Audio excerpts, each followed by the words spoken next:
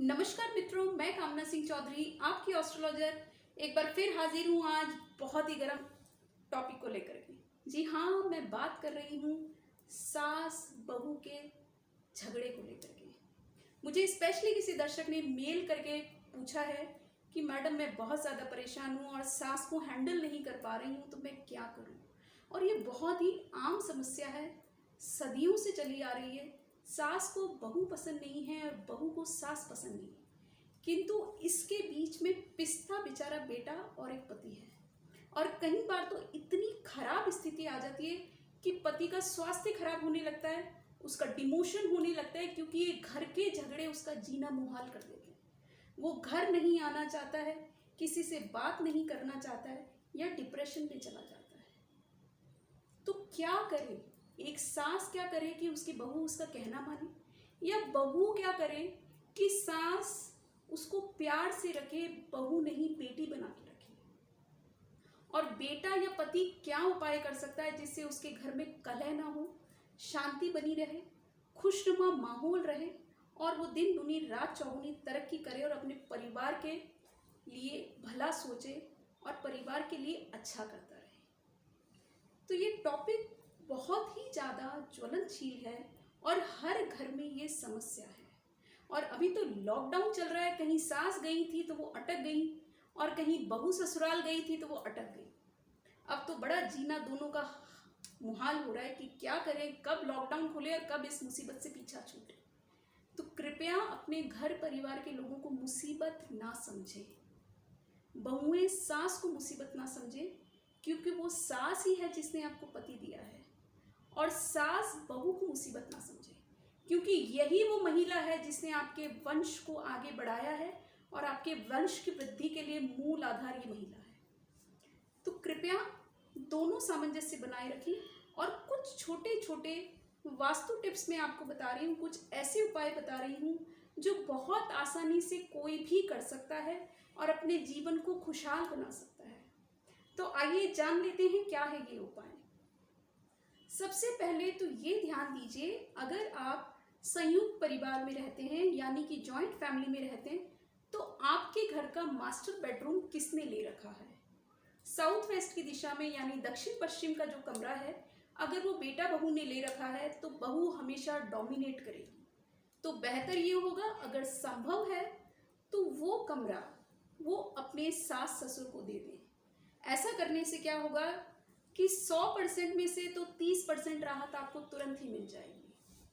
अगर ऐसा संभव है तो आप ऐसा करें, जो मास्टर बेडरूम है वो अपने सास ससुर को दे दें। और जो बहू है उसकी कुंडली में या सास की कुंडली में विपरीत ग्रह बैठे हैं, जैसे चौथे घर में और सातवें घर में। फर्ज कर लीजिए कि चौथे घर में शनि बैठा है और सातवें घर में राहु या मंगल बैठा है, तो इन स्त्रियों की कभी भी आपस में नहीं बनेगी, कितना भी जतन कर लें। ये छोटी छोटी बात पे राई का पहाड़ बना देंगी और कलह शुरू कर देंगी।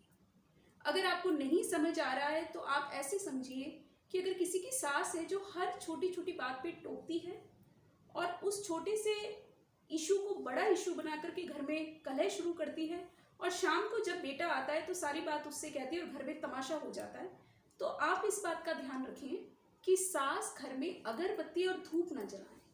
यानी कि उनका राहु खराब है और जब भी वो अगरबत्ती या धूप जलाएगी, जो धुआं उठेगा, उससे जो फोम उठेगा, उससे उनका क्रोध और ज़्यादा बढ़ेगा। तो उन्हें दिया जलाना चाहिए, अगरबत्ती और धूप नहीं जलानी चाहिए।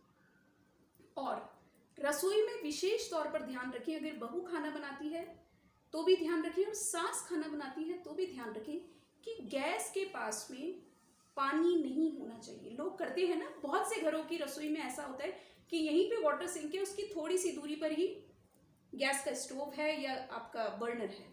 तो ये सबसे बड़ा वास्तु दोष हो गया, कभी भी सास बहू की नहीं बनेगी।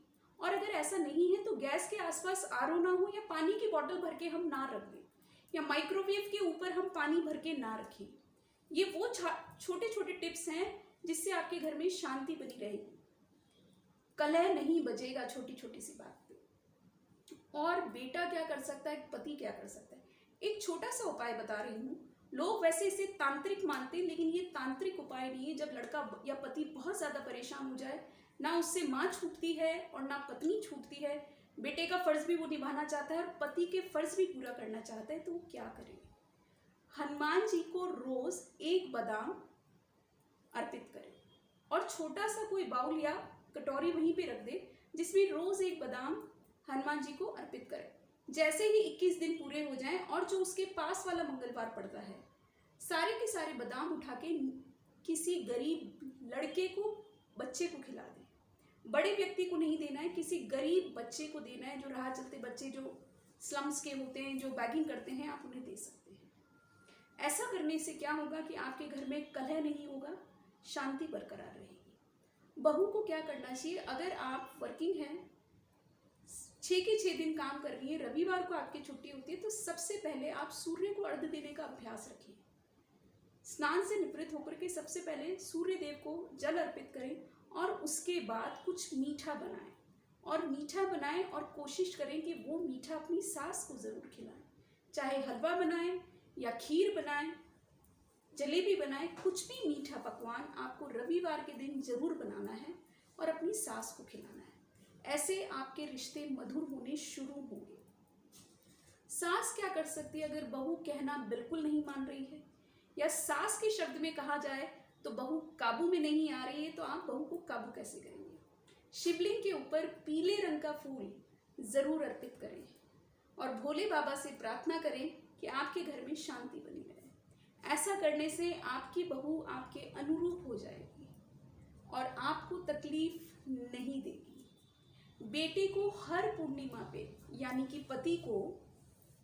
पत्नी को हर शुक्रवार में शीशे की चूड़ियां तोहफे में देनी चाहिए। शुक्रवार में पीले रंग की शीशे की चूड़ियां पति अपनी पत्नी को दे और बेटा, यानी कि बहू का पति, बेटा अपनी माँ को हर पूर्णिमा पे तोहफा दे।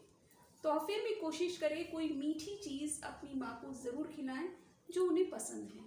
अगर किसी की मदर डायबिटीज़ पेशेंट है तो बेटा उनकी पसंद का कोई तोहफा उन्हें पूर्णिमा में ज़रूर दे। ऐसा करने से आपका चंद्रमा मजबूत बना रहेगा, आपकी माँ का साथ आपके साथ हमेशा बना रहेगा। और पत्नी को आप शुक्रवार को जब पीले रंग की चूड़ियां देंगे तो उसका गुरु मजबूत होगा, पत्नी का भी साथ आपके साथ में बना रहेगा।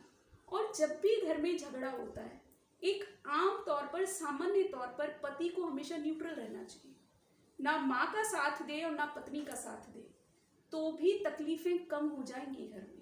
लेकिन होता है ना कि माँ ने कान भर दिया तो आते ही पत्नी से झगड़ा करने लगे, या पत्नी ने कुछ बात कह दी तो माँ से बेहिसाब बात करने लगे।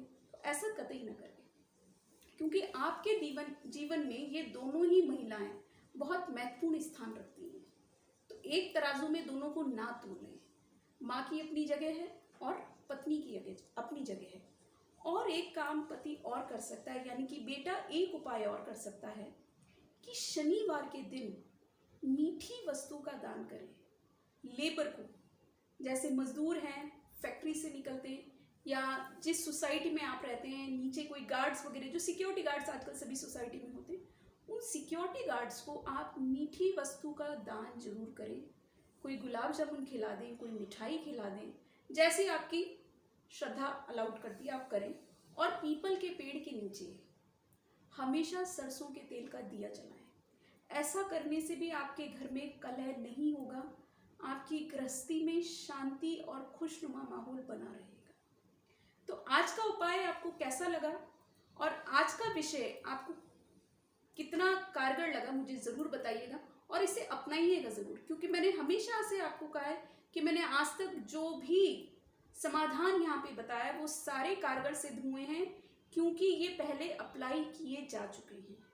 और किस विषय के बारे में आप जानना चाहते हैं मुझे कमेंट करके ज़रूर बताइएगा। आपका प्यार मेरे ऊपर सदा ऐसे ही बरसता रहे। मेरे चैनल को लाइक करें, शेयर करें, सब्सक्राइब करें और बेल आइकन ज़रूर प्रेस करें। आपकी एस्ट्रोलॉजर कामना सिंह चौधरी। धन्यवाद।